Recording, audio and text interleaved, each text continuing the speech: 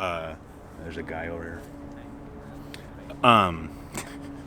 CGQ plus. You guys have no idea how long I've been trying to get this video done. I had this cool idea that I was going to shoot outdoors for once. Because, I mean, I've done like 60 videos by now, and I think every single one of them has been like in my room at my house. And I just thought, like, you know, I've got this cool camcorder, I can go outside, it should be easier. So today is Friday. I don't know if this will be uploaded on Friday, but today is Friday as I record this. And just sort of because of the time-sensitive nature of it, obviously I wanted it up quickly after the launch of the Nintendo 64 video came out. So I tried coming out here, you know, Monday was a holiday. I tried coming out here on Wednesday. I found a spot, I got the camera set up. I forgot my memory card at home. So I rode my bike all the way to the store. They don't sell memory cards, I was just done. So I come out here yesterday, and then there's just like people everywhere out here. And so I get self-conscious, like I don't want to do this in front of a bunch of people. So I just, okay, screw it, and went home. And now today I think, so I keep looking around, you know, there's gonna be some hikers coming through here, something. I think we're good. So, and I thought quickly I wanted to just kind of show you my setup. You know, we're very high tech here at Classic Gaming Quarterly. So I'm gonna use my camera phone here and just show you. That's my bike, by the way, down there. I rode my bike out here. This is I'm like a mile away from where I work, so it's an easy ride. So you can see I've got my camcorder there, and then I've got this Rode Video Mic Go on top, which is, it's like a little mini shotgun mic. I don't want to touch it because I don't want to create any noise, but it's like a mini shotgun mic that you slap on top of your camera, and that way all of the sensitivity should be here in the front of the camera. So hopefully you're not hearing too much of the road noise behind the camera. There's a road back there, you just don't know it. And then we got my camcorder here, and then I've got one of these GorillaPod tripods. And you know, when I first saw these things, I thought they were actually pretty gimmicky, but I think they're pretty cool. So I'm just going to drop Amazon links down in the video description if you want to check it out, just in case. Those Amazon links really do help the channel, although they kind of get me into trouble with some of you because you don't like that I'm doing that, but too bad. So anyway, the point of making this video, I thought this would be kind of a cool thing to start doing over on this channel, is this is going to be the launch of the Nintendo 64 post-game show, and it's a way for me to sort of talk about the video and maybe my feelings about the subject. And the reason for that is I've kind of learned, you know, you have a YouTube channel, you go along and you kind of learn some things. And one of the things that I learned was how to better understand my audience and what they're looking for when they click on one of my launch videos. Because obviously the vast majority of the views, they're not from subscribers, they're just people who were searching for whatever on YouTube and happen to find my video and watch it. And I try to put myself in the mind frame of one of those people. And the reason for that is that I noticed that one of the biggest things I get negative feedback for on those videos is basically editorializing things. And the best example of that would be the launch of the Sony PlayStation, where I made a couple of comments people don't like. I said I don't like Mortal Kombat, basically, and that I thought Road Rash was overrated. And people really didn't care for that. And it's easy to say, well, people were just getting their jimmies rustled or whatever, but I don't think that's fair. I think what it really is, they don't want to so much be entertained, but they want to be informed, but maybe in an entertaining way. And especially with that video, when I had gone on for however long I gone on about the whole history of Sony and Sony and video gaming, and then I don't know how far into the video, and then all of a sudden I come out of left field with these like editorialized comments, and I can totally understand where somebody would react negatively to that. And because it's not the purpose of that type of video. I think it's okay for me to do something like that, like say in a magazine read-through, because the whole point of the magazine read-through is for you to watch that and get somebody's point of view that was maybe around back then and has a lot of thoughts and opinions on those games. And so if somebody wants to watch one of those, and maybe I'd run across an ad for Mortal Kombat and then mention, you know, I've really never been a fan of Mortal Kombat.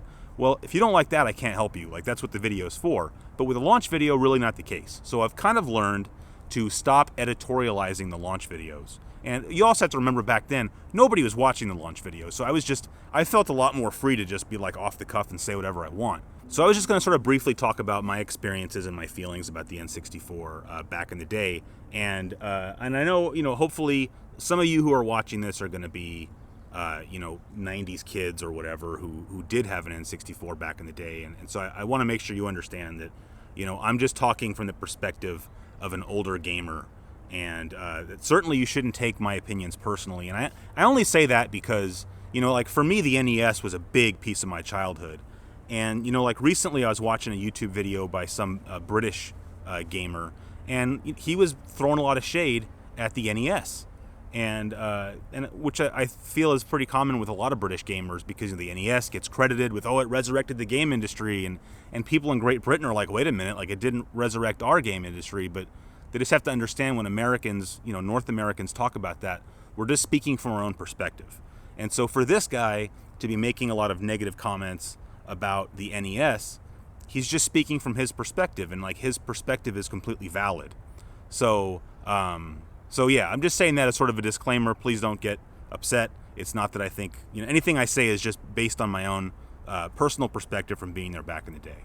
So as a little bit of just very quick backstory, just to give you context, frame of reference, the N64, as we all know, came out in 1996. And for me personally, I really wasn't into video games in 96. I had a Genesis back from 91, and I was really into computer games. And by 95, 96, I graduated high school in 95. My computer was obsolete. The Genesis was like kind of on its way out. Well, I mean, by 95, I think, well, I won't get into that, but it was kind of a non-factor by then, in my opinion. And, I know I mentioned in the first episode of CG Q&A that, the PlayStation came out, my coworker, all of his friends got it, and I didn't want to get it because it was expensive. And that's definitely a big part of the reason. But if I had been really into video games in 95, you can bet I would have wanted to get a PlayStation. A lot of it was I just wasn't into video games at that time. Like I said, I graduated from high school, I had a full-time job, I had my best friend at the time, Adam, was not into video games either, and I spent most of my time with him, and we would just go out and do stuff. And so I just wasn't paying attention too much to what was going on in the game world. And but what happened with the N64, so Adam and I had this other friend his name is also Chris. And Chris was never super into video games either, but one day I went over to his house. It was like one evening, and it was either in December of 96 or maybe very early January. And I think he'd gotten a bunch of money from his grandparents. And because I came over to his house, and he was all excited. He's like, I got a Nintendo 64. And so I go over there, and he's like, yeah, I got this system. And he was telling me about it, and he got the console, so that's $200. Then he had to buy an RF adapter, it's $30. And then he bought Super Mario 64, it's another $60. And then he bought, and this is how I know that it had to have at least been in December, if not January, is that he got Star Wars Shadows of the Empire, which came out, I think, in early December of 96. And I think that game, I think, was even more expensive than Super Mario 64. The list price of them was $69.99, but if you go back and look at sales ads from back then, Mario 64 generally sold for $59.99, but I think that Star Wars was at least $69. Probably, maybe it had more memory in it, I'm not really sure. But, he's showing me the game, and, he gives me the controller, and just instantly, I was just turned off by the controller. He's showing me Super Mario 64. I didn't like that it was in 3D because I was used to playing platform games in 2D. So I was already, and I remember this was just like I was running around outside the princess's castle. This wasn't like in a level, because he was telling me, here, just take the controller and just run around and, to see how you like it or whatever, get used to the controls. And I remember that, obviously I had to hold the controller, I was holding the middle handle so that I could use the analog thumbstick. And I remember that at that time, I hated it. And I kept saying to him, like, why can't I just use the D-pad? I wanted to use the D-pad, which Miyamoto, as I said in the launch video, he knew that was going to be a problem for guys like me because we were used to digital controls. And he's like, yeah, you can't use the D-pad. You have to use the thumbstick. And this is, of course, the first time I'd ever seen any analog thumbstick, and I just really hated it. So I was just turned off by the game, and I tried, and I think I even went over to his house like a couple of times, and I tried to play it. I just couldn't get into it. I will say, on the other hand, I did kind of like Shadows of the Empire, because like that first level is you in the A-wing fighting against the AT-ATs, the four-legged guys, and I thought that was pretty neat. I think part of it was I played X-Wing a lot on the PC, and so it kind of reminded me of that. Plus, I liked Star Wars, But overall, I think I was pretty disappointed. And it's kind of funny. So I don't recall Chris ever getting any other games aside from, he had Mario 64, Shadows of the Empire. I don't remember him buying any other games for it. And then, 6 months later, or whatever it was, I bought my PlayStation. And I remember him coming over to my house all the time to play PlayStation. And in fact, I remember I had purchased Mega Man X4. And he came over to my house one night and started playing it. And I finally just had to tell him, like, Chris, I got to go to bed. Like, it was late. I'm tired. I got a full-time job. I'm going to bed. I just basically told him, just lock the door on your way out. Because, he was in the living room. So, he's fine. It was ironic. He was sitting there playing a game that is one of, like, the marquee third-party franchises traditionally on Nintendo consoles. Mega Man, yeah, it's the X series, whatever, but I mean, when you think Nintendo, Mega Man is one of the things you think, and that is an exact symptom of, I guess, what happened. I don't even think it's necessarily, I'm talking about in this particular case, like, did Mega Man X4 really need to be on a CD? No, but I can imagine how much cheaper it was for Capcom to do business with Sony versus Nintendo as far as just the publishing fees and everything else. There were Mega Man games, at least one Mega Man game, on the N64, but the PlayStation got 4. So there was Mega Man, it was X4, X5, X6, and then Mega Man 8. Now there was Mega Man Legends. There were a lot of Mega Man games on the PlayStation. I didn't look it up, but here he was playing a 2D side-scrolling action platformer on a PlayStation instead of on a Nintendo console. And it was just like, and I just remember him sitting there thinking, like, man, I'm not saying this as a dig towards the N64 or anything, but I remember him sitting there going, man, I should have bought a PlayStation. When he made that comment, I was just like, I'm not gonna dig the knife in. It's just like, well, I'm glad I got one. That's all I can say. And I think I paid like $20 for that game. I don't think I got it right away, but I don't think I would have paid $50 for it. But I mean, I don't know. And that actually gets into the other thing with the N64. So like I mentioned, wasn't a big fan when Chris had it. Wasn't really into video games at the time. So it was just kind of like, okay, whatever.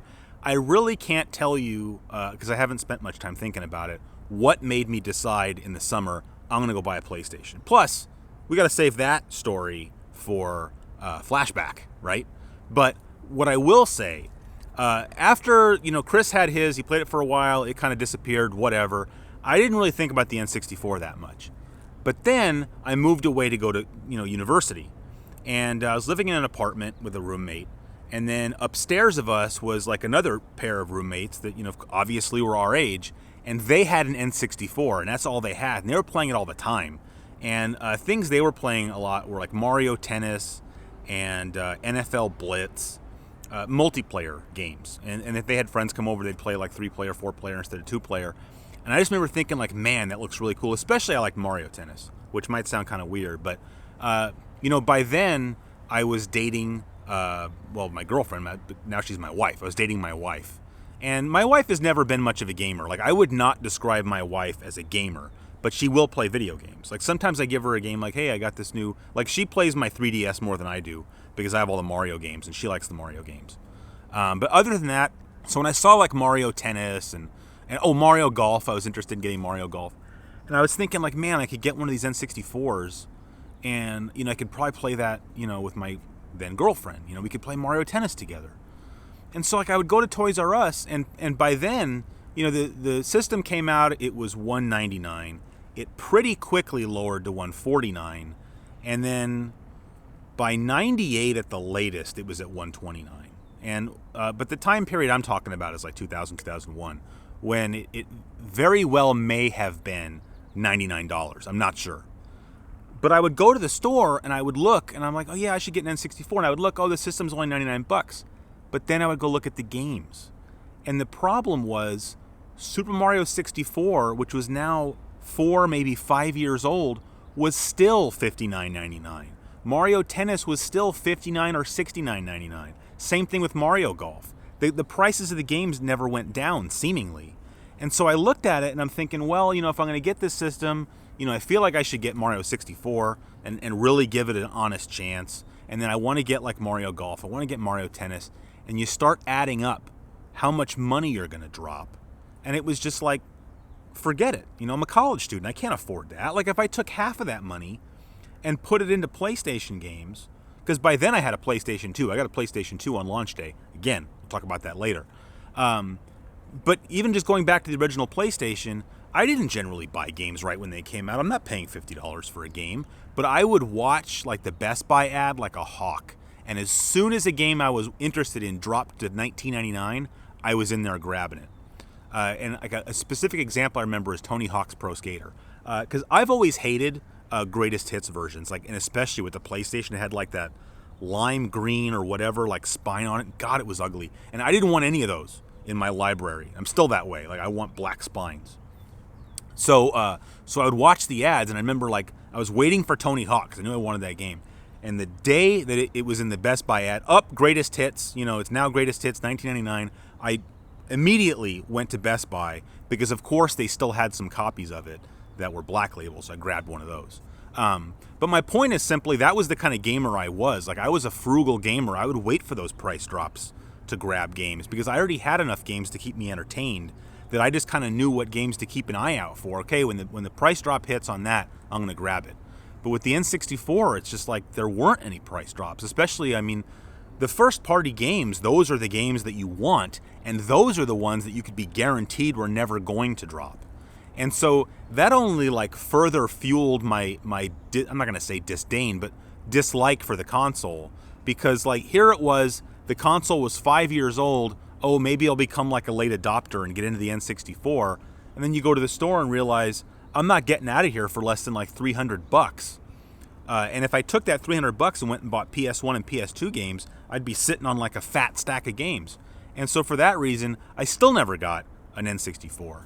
And it was not until 2004 or 2005 when I finally got one, because that was when I started going to thrift stores, garage sales, yard sales, the flea market, looking for old video games. Like I had been into playing old video games since the late 90s, which at that time were like old video games.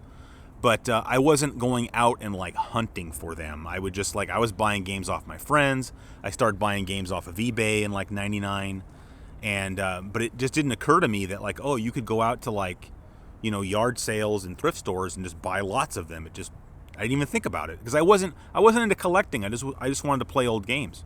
And I ended up picking up an N64 for probably like $20 in like 2004, 2005 at a yard sale with a stack of games. And that's when I finally got an N64. And I'm glad I have one. As a enthusiast of retro games, there are plenty of games worth playing on the N64. And like I was saying, so many people my age just hate it. And I think a lot of it, like I said, I think there's sort of more personal reasons mixed in with the legitimate reasons for why they don't like the console. But for me, I think it's a cool console. It's not one that comes down off the shelf that often. But, as is often the case with these launch videos, or just with my channel in general, making those videos forces me to get to know things better than I otherwise might, whether it just be a particular game or be a console. And, having to go back and do all that deep research into the history of the N64 and Super Mario 64 really gave me an appreciation for the system that I don't think I really had that much of back then. It's like it's easy to, speaking about life in general, it's a lot easier to hate or whatever something you don't understand. And once you get to know something better and understand it, then I think you have more of an appreciation for it. And for me, that's definitely been the case. Not saying I hated the N64 still, but after making that video, I definitely have more of an appreciation for it. I was thinking about it more because the N64 is really kind of a polarizing thing in the world of video games, because I feel like, I'm not going to say a majority, but a large percentage of gamers my age have a very strong negative feeling about the N64. Whereas if you take gamers 10 years younger than me, it's the opposite. Because if you were 10 years younger than me, then you were like 9-10 years old when the N64 came out. Pretty good chance that was your first video game system, like that, or a Game Boy Color maybe, or something. And you have that same like childhood nostalgia for the N64 that I have for the NES.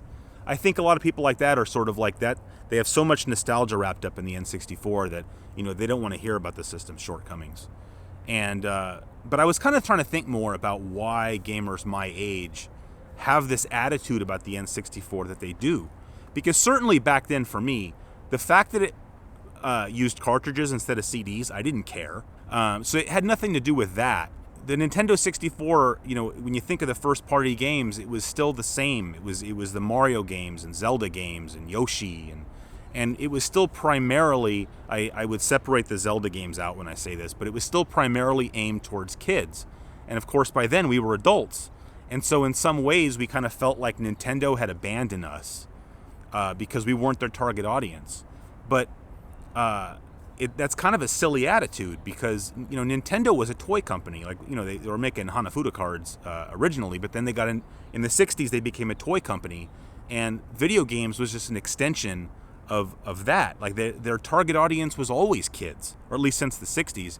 It wasn't that Nintendo changed, it was that we had changed. And certainly, you know, we could talk about, you know, the decision to go with cartridges and how that made the third parties jump ship, and that's totally valid, and it's you know, I would point to that as saying that's one of the big reasons people don't like the N64. But I think even more so than that, you know, when you're a gamer around my age, I grew up playing the NES, and so like all the kiddie games for me were great, and there were some other games that were a little bit less kiddie, like, you know, your Contra and Metal Gear and stuff like that. And then when the 16-bit era came, you know, when the Genesis came out, I was 12, but I got my Genesis when I was 15, and you know, the whole marketing campaign with the Genesis was really aimed at kids my age. Like, okay, you had a Nintendo, but now you're a little older, and so here's something a little bit more edgy. And so, like, I loved the Genesis for that reason. And then, of course, when the PlayStation came out, I think Sony was still aiming for that demographic who was now 18, 19, 20 years old, you know, young adults. And I just fell right into that. Like, that was what I wanted. And so for Nintendo, like, they were still really just marketing towards kids. And I think that if you look at the Super Nintendo, the difference is that the third parties were the ones that were coming out. My bike just fell over. They were who was coming out with games that appealed more towards teenagers. You know, like Konami and Capcom and even Square. You know, I mean, how many kids that, you know, little kids were playing like Final Fantasy 3 or Chrono Trigger? Maybe they were. I wasn't into that kind of stuff when I was a kid. But if you take all that stuff out and just look at the first party games, Nintendo was still really aiming at that exact same demographic. It was the third parties that were coming in and making the system more relevant to teenage gamers. And then of course with the N64, they were gone, and so Nintendo was just back to basically their core audience who were just kids. And if you look at, Nintendo has never changed in that regard, and there's nothing wrong with that. Like, they're a toy company. Their target audience is kids. So my point is simply that, like, you know, Nintendo really didn't do anything wrong. It was just that they didn't leave us, we left them. But for some reason, instead of just having an attitude like you'd have with like Legos or Transformers, where you'd say, okay, yeah, well, I was a kid, I played with that stuff, now I'm an adult. Because we still kept playing video games, Nintendo still had the potential to have relevance in our lives, but it didn't, only because of our changing tastes. Hold on a second. Oh, man. All right, sorry about that. I gotta go pick up my bike. What else did I want to see? The only other thing I really wanted to talk about that I can think of off the top of my head is the controller. Because it was really the single biggest turnoff for me was the controller. And one thing I'll just never understand is why Nintendo never changed the controller. If you just look at the design of the controller, it really seems like their thought process was digital controls are still going to be the primary means of control, but we're also going to start introducing these games that are going to use analog controls. So let's throw this analog thumbstick in the middle so that you have the option of holding the controller sort of at 3 and 6 instead of 3 and 9, you know, when needed. But, you know, if you hold the controller like a normal person, you know, at sort of 3 o'clock, 9 o'clock, you're holding the D-pad and the buttons. And because I think that was their thought process, is this is how people will be using this controller most of the time. That, of course, ended up not being the case. Like, how many games can you think of that really even use the D-pad? Yes, there are some, but most of the big games didn't. They used because, you know, the 3D games were what was popular on the system. That was the whole point of the system, is we're going to do 3D gaming. And so I just don't understand why, once it became obvious that that's where this system is going, why they didn't redesign the controller. And that was why somebody actually asked a question, left a question, and said, you know, because at the end of the video, I thanked Sammy for sending in the controller, and somebody posted a comment and said, well, did you really not have a Nintendo 64 controller? Or, like, were you just being nice by giving Sammy a shout out? And no, I was not. Like, I really did not own a first party, and that's why I kind of hit first party Nintendo 64 controller, because no, I didn't have one. And the reason is, I have a Hori mini pad, which is awesome, and then I think it's called an Ultra Pad 64, which that was a third-party controller that was sold in this country, and I think it was actually sold under a few different brand names. At least I've seen it sold a few different ways, but the layout was the same. It's meant to just be held with, it's got, you know, two handles basically, and with your left thumb you can hit the D-pad or you can hit the analog thumbstick. Much more comfortable. Unfortunately, that one really has the feel of a third-party controller. It's not quite as nice. The Hori mini pad, on the other hand, which was sadly never released in this country, which makes it rare and therefore fairly expensive, really has more of a first-party feel to it. Like, Hori has always made very good stuff, and so with this one, the analog thumbstick is really what's in your natural position for your left thumb, and it's the D-pad that's sort of tucked away somewhere where it's not easy to reach, because they realized nobody's using this thing. And so that's my favorite controller. My only complaint is that it's small. It is the Hori mini pad. So it was really designed more for kids' hands. So for me, it's a little bit cramped, but it's really not that big of a deal. Also, the thumbstick on that thing feels more like a GameCube thumbstick, which is really cool. But, you know, I wish they had made something like that.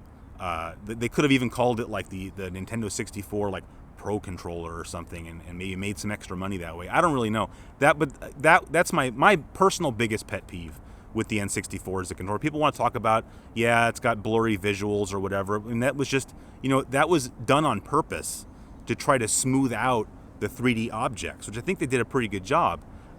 It's a shame that they removed the RGB functionality, but if you modify your console, which is what I did, then I think it looks really good. Like, if you know, I don't know how you feel about the video quality of the launch video. That was all made just with my RGB modded system, just upscaled, you know, the FrameMeister. But I think it looks just fine. Is it a little bit blurry? I mean, it's not blur, it's anti-aliasing, right? Like, it's there for a reason. It's why the things look so nice and smooth. So for me, the bigger problem was I just think the N64 doesn't have a very good composite video signal. So, but if you can get it RGB modded, then it looks great. I think that's about all I have to say for today. This was the fastest video to get to 100,000 views. Now it's over 150,000 views, which is incredible. I don't even know what to say, except that's just awesome. It just, you know, I wish I had more time to work on YouTube, but I don't. But I think that's about it for this time. I'm going to make another episode of CGQ Plus very soon. So thanks for watching this, and of course, thanks for watching the N64 launch video, and hopefully I'll see you again in a few days.